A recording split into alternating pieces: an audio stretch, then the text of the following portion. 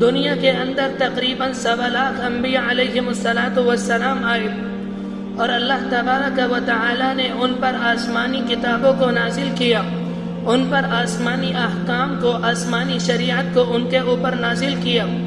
کسی زمانے میں انسانوں کی رہنمائی کے لیے زبور آئی، کسی زمانے میں انسانوں کی رہنمائی کے لیے توریت آئی، کسی زمانے میں انسانوں کی رہنمائی کے لیے انجیل آئی، اور سب سے آخر میں قرآن مجید کا نزول ہوا۔ سب سے آخر میں اللہ کے رسول علیہ السلام تشریف لے کر آئے اور آپ پر قرآن مجید کا نزول ہوا۔ میرے بھائیو، یہ تو ہماری خوش نصیبی ہے، ہماری خوش قسمتی ہے۔ اس بات پر ہمیں اپنے اوپر فخر ہوتا ہے کہ اللہ تبارک و تعالی نے ہمیں اور آپ کو نبی اکرم علیہ السلام کی امت کے اندر پیدا فرمایا۔ دنیا کے اندر تقریباً 1.25 لاکھ انبیاء علیہم السلام آئے۔ ہر نبی نے اپنے زمانے میں اپنی قوم کو اپنی امت کو اللہ کے احکام کی تعلیم دی۔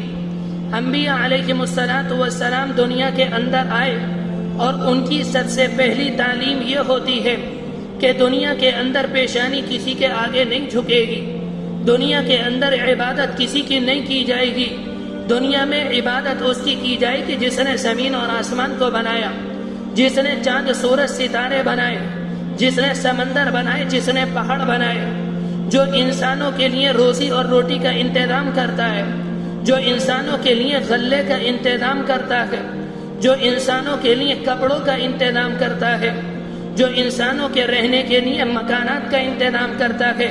دنیا کے اندر عبادت اس کی جائے گی، اس کے علاوہ کسی اور کی عبادت نہیں کی جائے گی۔ یہ انبیاء علیہم السلام کی تعلیم ہوتی ہے۔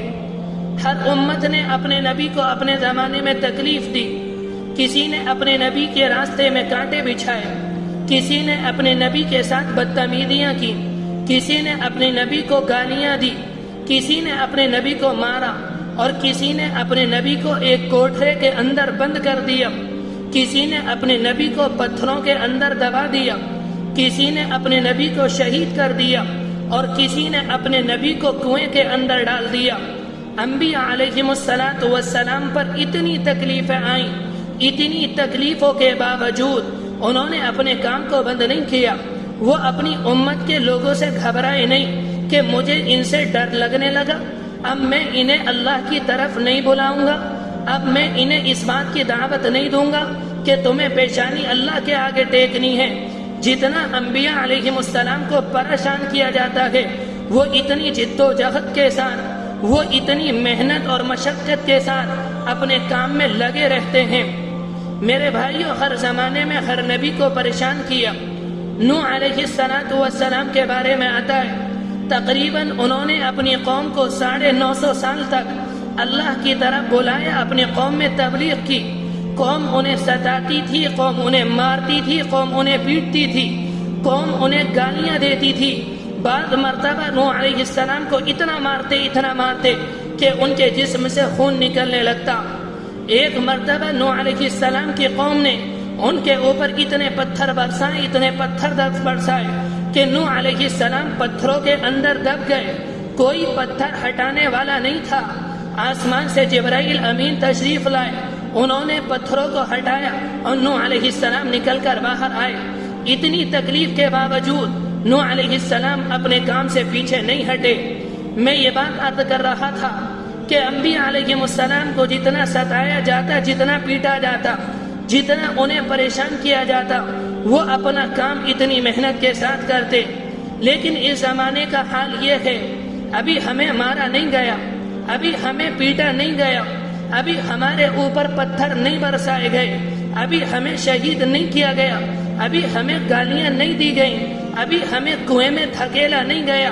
اس کے باوجود ہم اور آپ آسانی سے کہہ دیتے ہیں کہ ذرا حالات خراب ہیں، اس وقت دعوت کے کام کو بند کر دیا جائے، اس وقت تبلیغ میں نکلنے کی بات نہیں، اس وقت اپنے معاشرے کے اندر، اپنے سماج میں ہمیں اور آپ کو نئی مسجدیں نہیں بنانی چاہیے، ہمیں مدرسوں کی تعمیر نہیں کرنی چاہیے۔ میرے بھائیوں، اگر ہمارے اوپر حالات آئے اور ہم حالات سے ڈرے اور ڈرنے کے باوجود ہم نے تبلیغ کے کام کو روک دیا، ہم امر بالمعروف نہی عن المنکر سے روک گئے، ہم نے مسجد کی آبادی کی محنت نہیں کی، ہم نے مدرسوں کو آباد کرنے کی محنت نہیں کی، ایک وقت آئے گا ہمیں اس روئے زمین سے مٹا کر رکھ دیا جائے گا۔